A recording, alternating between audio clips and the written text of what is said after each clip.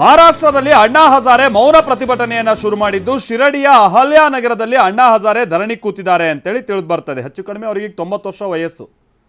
ಈ ಜನ್ಲೋಕ್ಪಾಲ್ ಬಿಲ್ಲಿಗೆ ಅವರು ಒತ್ತಾಯಿಸಿ ಹಿಂದೆ ಪ್ರತಿಭಟನೆ ಮಾಡಿದ್ದು ಎಲ್ಲ ನಿಮ್ಗೆ ಗೊತ್ತಿರುವಂಥದ್ದು. ದೇಶದಾದ್ಯಂತ ದೊಡ್ಡ ಕ್ರಾಂತಿ ಆಯ್ತದು.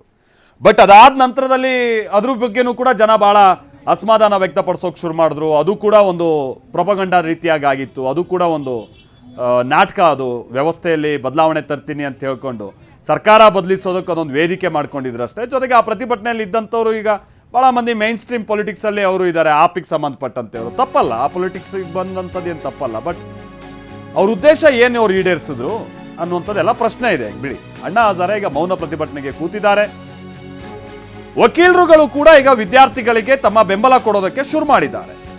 ವಿದ್ಯಾರ್ಥಿಗಳ ಪ್ರತಿಭಟನೆಗೆ ವಕೀಲರು ಬೆಂಬಲವನ್ನ ಕೊಡ್ತಾ ಇದ್ದು ಸುಪ್ರೀಂ ಕೋರ್ಟ್ ಎದುರೇ ವಕೀಲರುಗಳು ಧರಣಿ ನಡೆಸ್ತಾ ಇದ್ದಾರೆ.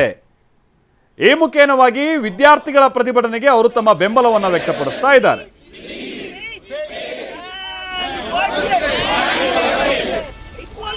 Equality.